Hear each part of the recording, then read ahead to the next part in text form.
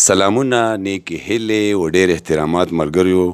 سمر افریدی یم. امید دی چې ټول به روغ جوړ وئ او د ژوند نه به خوندونه او مزې اخلئ. ملګریو، ډاکټر یار محمد مامون خټک صاحب راسره موجود دی. د سره به د ده په ژوند فن او په ادبي خدماتو باندې خبرې اترې کوو. نو راځئ چې په شریکه ورته په خیرالې او ستړي مه شوي. ډاکټر صاحب په خپل پروګرام کې ته په خیرالې او ستړي مه شوي. په خیر اوسئ، مهرباني خوشحاله اوسئ. ډاکټر صاحب، د تحقیق اصول څه دي؟ نو تحقیق اصول خدا دی چې لومبی شرط خدا چې مطالعه به کوي که نه. جی. ځکه چې تر څو پورې مطالعه نه وي که نو لکه ریسرچر ته دا پته نه لګي چې زه یې د کوم ځای نه شروع کوم او په کوم ځای ختم کوم که نه. ټیک دی جی. دا خو چې ته مطالعه کوې او خپل ټول کلاسیکي ادب ووایې، کلاسیکي لیټریچر ووایې، شاعران ولولې او بیا ورسره چې کوم دی موجوده چې کوم دور دی د دې ټول چې څومره کتابونه دي یعنې ټول خو سړی نشي ویلی، خو چې کوم داسې مستند کتابونه دي هغه ټول ته ولولې نو بیا به تا ته پته ولګي چې یاره کم ځای کې کمی دی او کم ځای کې کار کول دي. چې تر څو پورې دغه مطالعه تا نه یې کړي که نه نامر خو سړي ته پته نه لګي. زه ګورم په دې پښتو اکاډمۍ ته چې زه لاړ شم دا ټول طالب علمان چې کوم دي څوک ایم فل کوي، څوک پی ایچ ډي کوي، نو لومبی خو هغې ته د خپل موضوع پته نه لګي چې زه کومه موضوع لکه انتخاب یې وکړم. هغې وجه دا چې هغې ته پته څه یې کتلي نه وي نو څه ورته پته نه لګي. دا چې مطالعه وکړي نو بیا ورته پته ولګي چې په کوم ځایونو کې کارونه ډېر شوي دي، په کوم ځای کې کار پکار دی. نو لومبی شرط خو مطالعه ده او دویم شرط چې کوم دی نو بیا خلوص داسې د خپل موضوع سره خلوص. ځینې هلکان داسې وي یا ځینې استادان چې هغه د خپل پروموشن لپاره تحقیق کوي او څوک ایم فل کوي، څوک پی ایچ ډي کوي، څوک څه کوي او نور په پته اډو پوه نه وي، هغه موضوع نه اډو خبر نه وي چې دا څه دي څوک څه نه دي. څوک یې په پیسو باندې لیکي. دا یو مرض دی او دا مرض صرف زموږ په دې ملک نه دی، دا په ټوله دنیا کې دی. دا په ټوله دنیا کې دا مرض دی. نو بس دغه لومبی شرط چې کوم مطالعه ده او بیا محنت دی، د خپل موضوع سره خلوص دی، اخلاص دی او بیا د خپلې ژبې سره مینه ده، د خپل ادب سره مینه ده، د خپلې خاورې سره مینه ده. داسې موضوعګان به ګورئ چې دا زموږ د خاورې سره چې کوم تړلي حقیقتونه دي هغه خلکو ته پته ولګي، خلک ته نه خبر شي. نو دا ستاسو د تحقیق کار لنډه جایزه؟ نو تحقیق خو دا دی چې زه لا طالب علم وم، جی، ما لا بی اې نه وه کړې او دا و کال 1975 چې ما یو مضمون لیکلی په د پښتو اکاډمي نه یو رساله وځي که نه، هغه نوم دی پښتو او هغه په فروری 1975 کې هغه مضمون چاپ شوی دی د چراټ خټک او پښتو ژبه.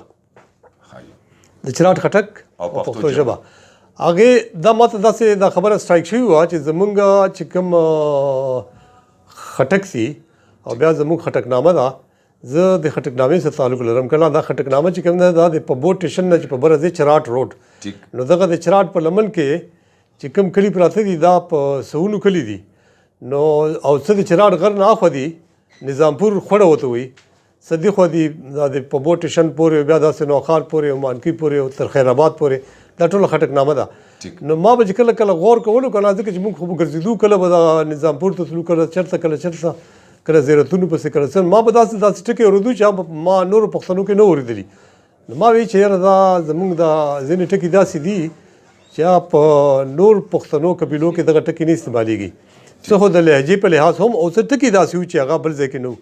نو ما وایي چې یاره په دې باندې یو لنډ شانې دغه پکار دی چې خلکو ته پته ولګي چې زموږ دا ټکي چې کوم دي دا د خلکو نه ټول نه، یعنې ځینې ټکي چې یا د نورو پښتنو نه بدل دي. نو په هغې ما مضمون ولیکلو د چراټ خټک او پښتو ژبه.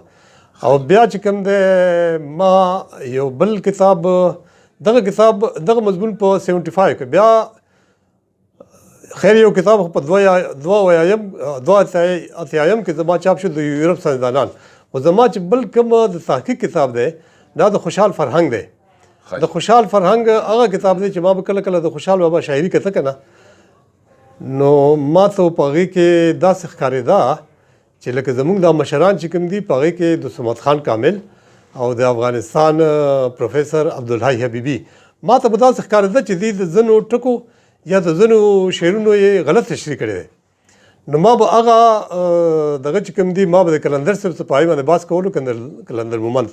قلندر مومند زموږ مشر او د پښتو ادب دپاره د پښتو ژبې د پرمختګ دپاره ډېر زیاتې قربانۍ ورکړي دي. نو ما به هغه سره دا بحث کولو چې دا کامل صاحب په دغه ځای کې غلط شوی دی، په دغه ځای کې حبیبي صاحب غلط شوی دی. نو ما ته قلندر صاحب چې ډېر زما نه تنګ شو که نه، نو ما ته ویل چې دا چل دی چې عبدالحی حبیبي صاحب چېرته دا لیک کړی دی چې هغه ویلي چې څوک خټک طالب علم پکار دی چې د خوشحال بابا د ګرانو ټکو تشریح وکړي او چې هغه ته ارمان کړی دی. نو ته داسې وکړه چې ته د دغه د خوشحال بابا چې کوم ګران ټکي استعمال کړي دي نو د هغې ته معنی ولیکه او کتاب چاپ کړه. نو ما چې دا خو ډېر ګران کار دی، هغه چې ګران کار دی خو دا خو به کوي که نه. نو هغې وجه دا ده چې خوشحال بابا صرف د پښتو ټکي نه استعمال کړي، د عربۍ، فارسۍ، ترکۍ، هندۍ، سنسکرت وغیره وغیره وغیره. نو ما هغه ټول ټکي په هغې باندې زما بله ډېره خواري لکه د خوارۍ ضرورت ور باندې ډېر زیات، خو بیا هم هغه کتاب چاپ شو د خوشحال فرهنګ. نو هغه چې کوم دی په هغې کې د خوشحال بابا هغه ټکي چې کوم کلیات خوشحال چې کوم کامل صاحب ایډیټ کړی و په هغې کې چې کوم ګران ټکي وو ټول ما راوویستو او هغه مې معنی ولیکلې. نو دغه زما د ریسرچ کوم دی لومبی کتاب و. بیا ورپسې چې کوم دی نو بیا ما ایم فل چې کولو که نه د ازادۍ تحریک او پښتو ژبه، نو دا زما لکه د ریسرچ کتاب و. بیا چې کوم دی ما د ایریا سټډي سنټر نه پی ایچ ډي کړي دی که نه، سنټرل ایشیا ډپارټمنټ نه. نو سنټرل ایشیا ډپارټمنټ چې کوم دی هغې میډیم انګریزي ده. نو لکه زما تھیسس چې کوم دی په انګریزي کې د پی ایچ ډي هلته روښانیان چې کوم دی زما ټاپک و د روشنایټس اینډ پشتو لټریچر.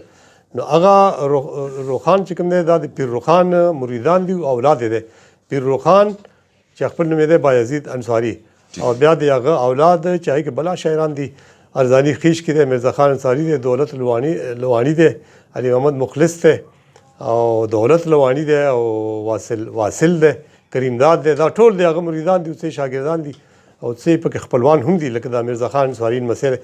نو د دې دا شاعري چې کوم دی دا ټولو باندې ما ریسرچ کړی او هغې نوم دی د روشنایټس اینډ پشتو لټریچر. دا په انګریزي کې چاپ شوی هم دی، پښتو اکیډمي چاپ کړی. بیا دغې ما پښتو ترجمه هم کړي روښانیانو پښتو ادب. نو دا هم د ریسرچ کتاب دی او چې چا کتلی وي نو هغې ته پته لګي چې څومره خواري پې شوې ده. نو بیا د هغې نه پس چې کوم دی زما نور ډېر کتابونه زما شل کتابونه چاپ شوي دي، خو په هغې کې اوسنی چې کوم کتاب دی چاربیتې باندې ما ریسرچ کړی دی. چاربیته فن او تاریخ د دې نه مخکې د خوشحال بابا کلیات چې کوم دی هغه ما کریکشن کړی دی، فوټ نوټ پې لیکلي، مقدمه مې ورباندې لیکلي دی. د خوشحال بابا کلیات یونیورسټي بک ایجنسي چاپ کړی دی، قیمت یې لږ ګران دی، 1800 روپۍ قیمت دی، خو هغه ملکیت چې کوم دی د یونیورسټي بک ایجنسي دی او هغې باندې ما ریسرچ کړی دی. دغسې نور بلا مقالې او مضمونونه او کیسې پیسې دا م کړي. ډاکټر صاحب د حمزه بابا په مقام راسره خپل تاثرات شریک کړي. نو د حمزه بابا چې کوم کتاب چاپ شوی کړه دا غالبا په 81 کې چاپ شوی بهیر په بهیر باندې مقدمه ما لیکلې ده. نو دا د دې خبرې ثبوت دی. دا قلندر صاحب یو وارې په ما اورېدلو چې په دغه باندې موبایل باندې ما ته خپل بچي د قلندر صاحب دغه داسې راوایستو د قلندر صاحب خبرې کوي. نو هغه چې کوم دی هغه وایي چې زه چې فخر کوم دا د قلندر صاحب وینا ده. وایي زه چې فخر کوم نو نور خو ما ډېر چې څه مې اوس هغه کارونه ما کړي، خو ما د حمزه صاحب په کتاب غزلونو باندې مقدمه لیکلې ده. په هغه وخت کې زه لا زلمی وم د 40 کالو چې ما د حمزه صاحب په غزلونو باندې پرولوګ لیکلی. پرولوګ دا تمهید ته وایي د باچا مقدمه.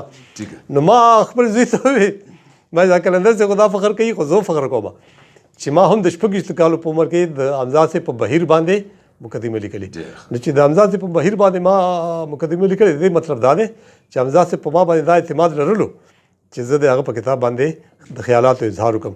نو د حمزه صاحب سره زموږ ډېر نږدې تعلق و، ډېر نږدې زموږ پیرو او اوس زموږ پیر بایان چې کوم دي نو ځینې موجود دي څه خو مړه شو. طاهر بخاري چې کوم دی د لاهور د وړوکي لاهور هغه چې کوم دی د حمزه صاحب خلیفه دی او زموږ پیر بایي دی. نو د حمزه صاحب ډېر لوی مقام ډېر لوی مقام و، بلکې دا اوس حمزه صاحب په خپله دا دعوه کړې ده تر غفج پورې سخن د میدان خور دی د حمزه د شاعرۍ ښکاره مړوند شو. مطلب یې دا دی چې دا اوس چې کوم صدي روان دی دا دور دا د حمزه دور دی. هر دور یو شاعر وي، پویټ آف دی ایج ورته وایي. حمزه صاحب پویټ آف دی ایج دی.